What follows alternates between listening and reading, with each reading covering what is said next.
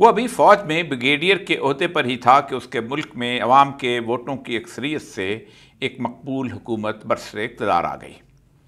امریکہ یہاں جمہوریت نہیں چاہتا تھا، اسی لیے CIA نے اپنے بدنام زمانہ پلان ٹریک 2 پر عمل درآمد کا آغاز کر دیا۔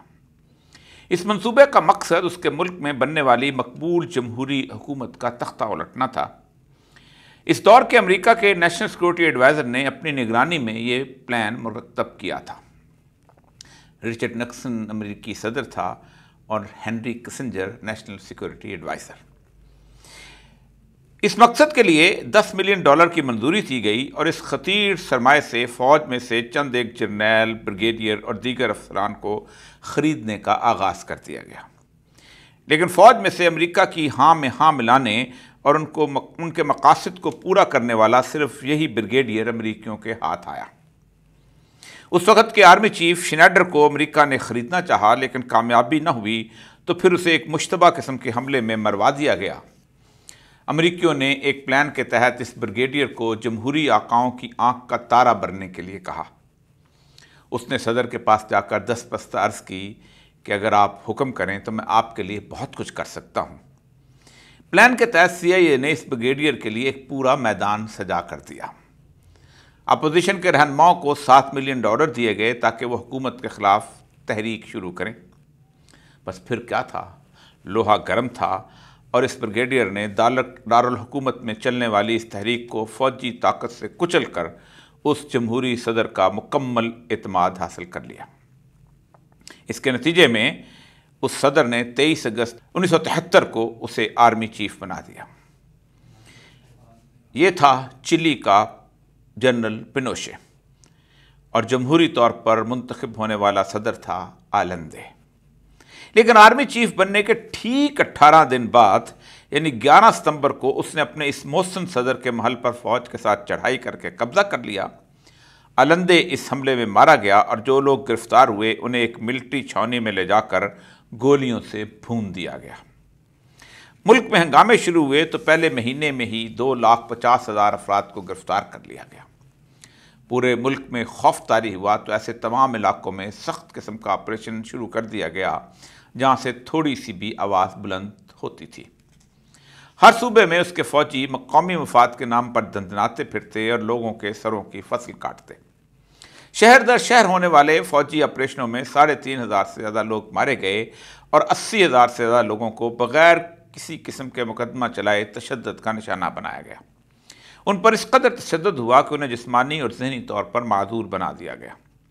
بے شمار لوگوں کو طویل مدت کے لیے قید خانوں کی نذر کر دیا گیا۔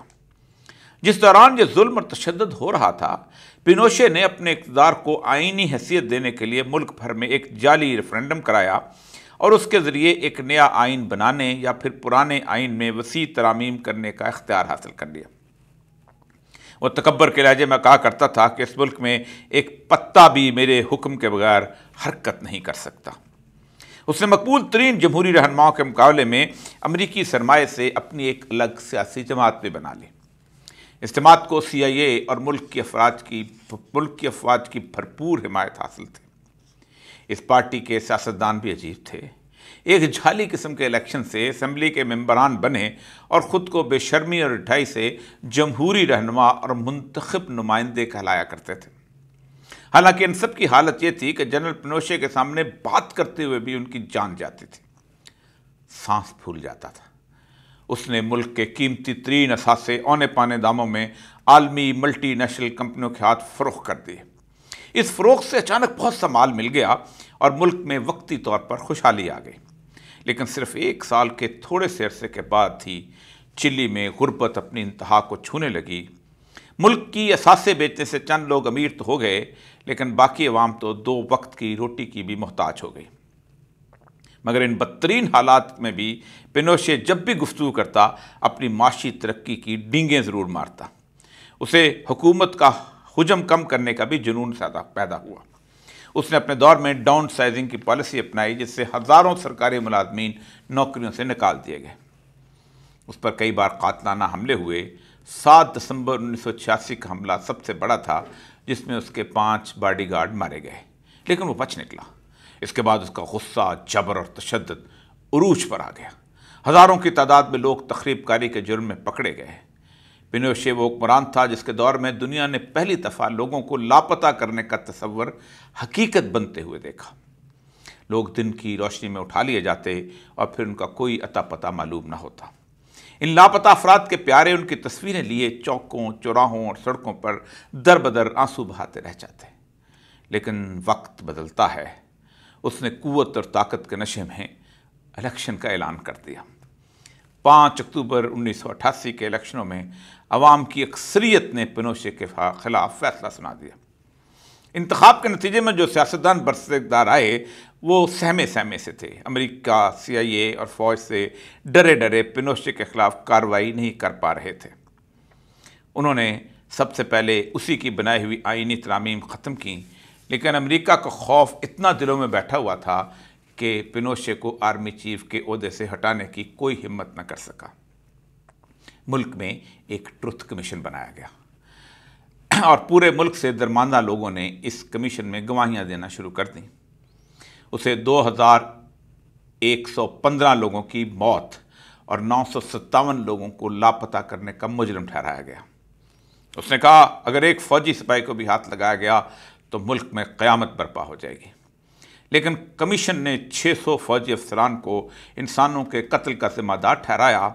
चिली की खुफिया एजेंसी के सरबराह मैनुअल कॉन्ट्रिया और उसके डिप्टी को सज़ा सुना दी गई, लेकिन पूरे मुल्क में पत्ता भी न हिला। पिनोशे ने आइन में तरमीम करके फ़ौज के सरबराह को कानून से मुस्तस्ना करार दिलवा लिया था, इसलिए उस पर मुकदमा न चल सका।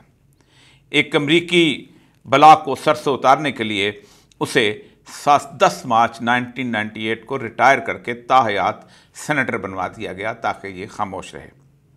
लेकिन अवाम जिनके ज़ख्म अभी ताज़ा थे, जिन्होंने अपने प्यारों पर जुल्म होते हुए देखा था, उनकी लाशें उठाई थीं, जिनके प्यारों के नामो निशान तक मिटा दिए गए थे, वो बदनसीब लोग कहाँ सब्र करने वाले थे।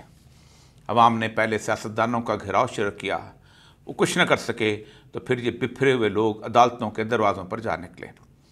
पिनोशे के खिलाफ 3000 मुख्तलिफ केस रजिस्टर हुए। लोगों का दबाव सियासतदानों को मजबूर कर गया और वो उसे अदालत के कटहरे में ले आए। ऐसे में वो अमेरिका भी उसकी मदद को ना आया, जिसकी खुशनुदी के लिए उसने अवाम पर जुल्म ढाए थे। वो भागकर अमेरिका चला गया तो अमेरिका ने उसे पनाह देने से इनकार कर दिया। यही नहीं बल्कि उसे अमेरिका ने ही बरतानिया जाते हुए गिरफ्तार करवा के चिली की जमहूरी हुकूमत के सुपुर्द कर दिया। उसका मुकदमा एक तवील रुदात है। ये कहानी न सिर्फ उसके जराइम तक महदूद है, बल्कि साथ साथ उन फौजी अफसरों और सियासी गुमाश्तों की भी इबरत की दास्तान है जिन्होंने जुल्म, तशद्दुद और जबर में उसका साथ दिया था। उस मुकदमे की समाअत के दौरान ही हरकत क़ल्ब बंद होने से इंतकाल कर गया। उसकी मौत पर लोग दीवानावार सड़कों पर निकल आए और खुशी के नारे बुलंद करते रहे। उसके चंद वफादार सियासी यतीम उसका जनाजा उठाकर घर से बाहर लाए और जिस फौजी जर्नैल को कत्ल करवा के वो आर्मी चीफ बनना था, उसके पोते ने उसकी ताबूत पर थूका। पुलिस ने जल्दी से उसे पीछे हटाया और फिर तेज़ी से उसे दफन कर दिया गया। उसे किसी किस्म का सरकारी एहसास तक न दिया गया। ये कहानी नहीं, आज के एक दौर का जीता जागता वाक़या है। ये इबरत की एक दास्तान के तौर पर 11 दिसंबर 2006 को दफन कर दिया गया। उसकी मौत जिंदा कौमों की तारीख़ का एक रोशन उसूल है जो चिली की जिंदा, गयूर और बाग़ैरत कौम मुतय्यन कर गई कि किसी ऐसे शख्स को जो पूरी कौम का मुजरम हो, जिसके जुल्म से बस्तियों में खौफ फैला हो, जिसके तशद्दुद से घराने बर्बाद हुए हों, उसके जुर्म को माफ़ करने का इख्तियार किसी मुंतखब हुक्मरान, किसी सियासी लीडर या किसी फ़ौजी सरबराह को भी हासिल नहीं होता। ऐसा शख्स पूरी कौम का मुजरम होता है, उसे कौम कभी माफ़ नहीं किया करती, इसलिए कि मरने वालों की चीखें और लापता होने वालों की रूहें और पीछे रह जाने वाले ख़ानदानों की बद्दुआएं अवाम को ऐसा करने नहीं देती।